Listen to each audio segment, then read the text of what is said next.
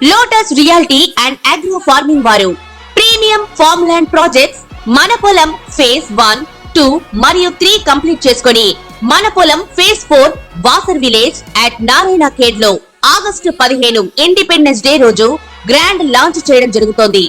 Launching మరియు independence day సందర్భంగా 5 guntas land out rate లో బుక్ చేసుకున్న వారికి 1,50,000 రూపాయల డిస్కౌంట్ తో పాటు 2 గ్రాముల గోల్డ్ ఫ్రీగా ఇస్తున్నారు. పూర్తి వివరాలకు సంప్రదించండి. నమస్కారం అందరికీ. ఇవాళ మనతో పాటు మన స్టూడియోలో ప్రముఖ ఆధ్యాత్మికవేత్త జ్యోతిష్య వాస్తు నిపుణులు అయిన బ్రహ్మశ్రీ ఉమా మహేశ్వర సిద్ధాంతి గారు మనతో ఉన్నారు. మరి ఈ సెప్టెంబర్ నెలలో ద్వాదశ రాశుల వారికి ఎలా ఉండబోతుంది, ఏ రాశుల వారు ఎలాంటి పరిహారాలు చేసుకుంటే చక్కగా ఉంటుందో గురువు గారిని అడిగి తెలుసుకుందాం. ఇంకెందుకు లేట్, మరి గురువు గారిని అడిగి తెలుసుకుందాం. నమస్కారం గురువు గారు. సర్వమంగళ మాంగళ్యే శివే సర్వార్థ సాధకే శరణ్యే త్రయంబకీ దేవి నారాయణీ నమోస్తుతే. ఓం గం గణపతియే నమః. ఓం శ్రీ గురుభ్యో నమః. గురుగారు, మరి ఈ సెప్టెంబర్ ధనుసు రాశి వారికి ఎలా ఉండబోతుంది? ఉగాది ఫలితముల నాటి నుంచి చెప్పుకుంటూ వస్తున్నాను ధనుసు రాశి వారి నుంచి. ఉగాది నాటి నుంచి కూడా ఇప్పటి వరకు ధనుసు రాశి వారికి ఎక్కడ నష్టదాయకమైన పరిస్థితులు కలగలేదు. అన్ని శుభదాయకమైన ఫలితాలే పొందారు. అన్నిటి కూడా లాభాలని సంతరించుకున్నారు, వ్యాపారాలని పెంచుకున్నారు, ప్రతి వారితోటి స్నేహ బాంధవ్యాన్ని పెంచుకుంటూ వచ్చారు. బాగుంది. అయితే ఈ యొక్క విధానంలో చూస్తే ఎప్పుడూ ఒక రకంగా ఉండదు. చతుర్థముయందు రాహువు కలిగి ఉన్నాడు. మేష రాశికి లో ఉండవలసిన కుజుడు ఎక్కడున్నాడు? మిథున రాశిలో వెళ్ళిపోయి ఉన్నాడు. ఇక్కడ చతుర్థ రాశి అనగానే, చతుర్థ రాశి అంటే వాహన యోగం అయింది. వాహనం అంటే అర్థం ఏంటి? 2 వీలర్ 4 వీలర్ కాదు. వాహనం అంటే సంసార నౌక. భార్యాభర్తలు ఇరువురు కలిసి జీవించే కాలాన్నే వాహన యోగం అంటారు. ఆ వాహన యోగంలో రాహు అనే గ్రహం ఉంది. అంటే భార్యాభర్తల మధ్యన వివాదం తీసుకొస్తున్నాడు ఈ యొక్క సెప్టెంబర్ నెలలోని. మరి ఇబ్బంది కదా. భార్యాభర్తల మధ్య గొడవలు పెడితే ఎలా ఉంటుంది? మనదా గొడవలు లేవు, ఏమి లేవు, సంతోషం. అయితే గొడవలు ఎలా వస్తున్నాయి? గొడవలు ఎందుకు వస్తున్నాయి, ఎలాగ వస్తున్నాయి? జాతకంలో అది కూడా మనం తెలుసుకోవచ్చు. గ్రహ సంచారం మనం చూసుకుంటే విధంగా ఉంటుంది. మనం చూసేది ఏంటిది? నీ స్వజాతకం కాదు, మామూలుగా చెప్పుకుంటున్నది కాలచక్రాన్ని మామూలుగా. అయితే స్వజాతకంలో ఉన్న విధానం ఒకటి ఉంటుంది, మనం చెప్పే గోచార విధానం ఒక రకంగా ఉంటుంది. గోచారం అంటే ప్రతి వాళ్ళకి కలిసేది 60%, ఎక్కువ కలవదు. పూర్తిగా కలవాలంటే 100% తెలుసుకోవాలంటే మన జాతక ఫలితాన్ని తెలుసుకోవాలి.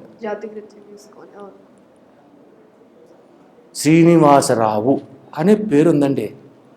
శ్రీనివాసరావు అనగానే తులారాశి లెక్కేసాం. శ్రీనివాసరావు ఎంతమంది ఉన్నారు? కొన్ని కోట్ల మంది ఉన్నారు. కొన్ని కోట్ల మందికి ఒకటే జాతకమా? కాదు కదా. అలాగే గోచారం గురించి మనం చెప్పేది కూడా పూర్తి జాతకం కాదు, మధ్యమతత్వంగా 60% ఓకే అయిపోద్ది, కలిసిపోద్ది, అయినా సరే పర్వాలేదు అనుకుంటారు. అలాగే కలహములు ఎందుకు వస్తున్నాయి అన్న దాని గురించి మనం మాట్లాడుకుంటున్నాం. ఈ కలహముల గురించి అయితే భార్యాభర్తల మధ్యన ఉన్న కాలంలో అంటే ఒక విషయం ఉంది. భార్యాభర్తలు ఎప్పుడూ కూడా అరగంట నుంచి మాట్లాడుకోకూడదు, లేకపోతే ఒక 15 నిమిషాల నుంచి మాట్లాడకూడదు. ఇంకా గట్టిగా కావాలి అరగంట, అంతకు మించి మాట్లాడకూడదు. దూరం అయిపోవాలి, ఇడిపోవాలి, ఆ దూరంగా ఉండాలి, ఇక్కడ ఉండాలి. అరగంటకు మించి ఎక్కువ మాట్లాడితే వచ్చే మాటలు ఏంటి వస్తాయి? మీ అన్నయ్య అలా చేసేడు జ్ఞాపకం ఉందా అంటారు. ఈడుకుంటా, నీ బాబు ఇలా చేసేది నీకు గుర్తుందా అంటాడు. ఏమైంది? గొడవ స్టార్ట్ అయింది. ఎక్కడ పోయింది? ఎక్కబోయింది? నీ వాళ్ళు ఇలాగా, నా వాళ్ళు అమావాస్యలు అట్టట్లేదు, పొన్నమనాడే పులికి అట్టలేదు అంటారు. ఈ అమావాస్యకి అట్లకి పులుకులకి అవసరం ఉంది ఇక్కడ. అందుకనే అన్నారు ఒక మహానుభావుడు, భార్యాభర్తలు ఇరువురు కూడా కూర్చుని మాట్లాడుకుంటే 15 నిమిషాలే, 16వ నిమిషం మాట్లాడకూడదు. ఈ రూమ్లో నువ్వు పో, ఎక్కువ మాట్లాడుకుంటే వచ్చి మాటలు కలహాలు అలా తెచ్చుకుంటున్నారు. అతి ప్రేమ ఎక్కువైపోతే ఏమైంది? తాంబూలంలో సొన్న వేసుకుంటే ఏమవుతుంది? నోరు పండుద్ది కదా అని తాంబూలంలో సొన్న వేసేసుకున్నాడు, ఎక్కువ నోరు కొక్కిపోయింది. ఇది అంతే. అటువంటి విధానం ఈ యొక్క నెలలో ఈ రాశి వారికి వస్తుంది. తస్మాత్ జాగ్రత్త, అంతకంటే నేను చెప్పను. ఇక సప్తమ వాహన క్షేత్రంలోని రాహు ఉన్నందువలన ఇటువంటిదే వచ్చింది అనుకుంటున్నారా? ధనస్సు రాశికి సప్తమ స్థానమైన మిథున రాశిలో కుజుడున్నాడు అక్కడ, ఆయన దృష్టి కనుక ఈ రెండు పడ్డాయి. కుజరాహువులు ఎప్పుడు చెప్పడిందో భార్యాభర్తలు డిష్యమే ఒప్పుకోరు. ఇది రాకుండా ఉండాలంటే పరిహారం రాదు, కూర్చోవాలి. ఇంకా ఆ మాట అంటే బాగుంది కాబట్టి కూర్చోవాలి. కూర్చుంటే ఇవ్వకూడదు, ఏ సమస్య రాదు. లేదంటే ఇవన్నీ వచ్చేది, అటువంటి స్థితిలో వస్తున్నాయి. సరే అండి, భార్యాభర్తల మధ్య ఇలా ఉంది కాబట్టి దాన్ని పరిహారంగా మనం చెప్పాము, మాట్లాడుకుని తగ్గించుకుంటే వాదన లేకుండా ఉంటే ఎదరకపోతుంది. వ్యాపారం నష్టం లేదు, బ్రహ్మాండంగా చేస్తున్నారు, లాభదాయకం. వస్త్ర వ్యాపారం లాభదాయకం, రత్నాలు వ్యాపారం లాభదాయకం, బంగారు వ్యాపారం లాభదాయకం, అపరాలు లాభదాయకం. నష్టదాయకం ఏముంది? ఏదీ లేదు. దూర ప్రాంతాల నుంచి వచ్చిన బంధువులు కూడా మిత్రులుగా మారిపోతున్నారు. ఇలాగ ఇటువంటి శుభదాయకమైన ఫలితాలు పొందుతున్నారు. నువ్వు అడిగే కోచలు ఇంకేంటి పరిహారాలు ఒకటేనా? ఇంకేం లేవా? ఈ యొక్క ధనస్సు రాశి వారికి ఆదాయ వ్యవహారాల్లో వ్యవహారాలు చాలా బాగుగా ఉంది కాబట్టి ఈ యొక్క వారు కూడా ఈశ్వర నామ సంకీర్తనము, ఈశ్వర దర్శనము, ఈశ్వరుని యొక్క అభిషేకాలు నిర్వర్తించాలి. కానీ దూరంలో ఉన్నాను, దగ్గరలో ఉన్నాను, నేను వెళ్ళలేను అంటే దానికి బాధ్యును నేను కాదు. మీరు ఎక్కడ ఉన్నా శ్రీశైల దర్శనం చేసుకోవాలి.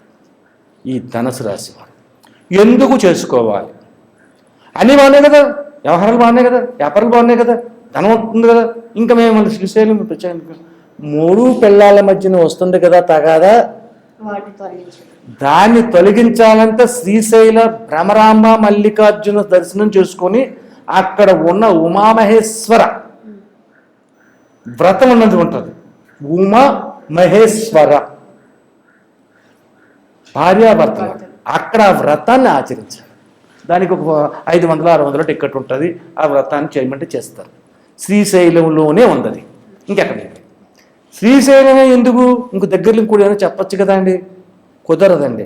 అష్టాదశ శక్తిపీఠము, 12 జ్యోతిర్లింగము 2 కలిసి ఉన్న క్షేత్రం మా దగ్గరలో ఉంది. అది అష్టాదశ శక్తిపీఠము, 12 జ్యోతిర్లింగము కలిసి ఉన్నది శ్రీశైలమే.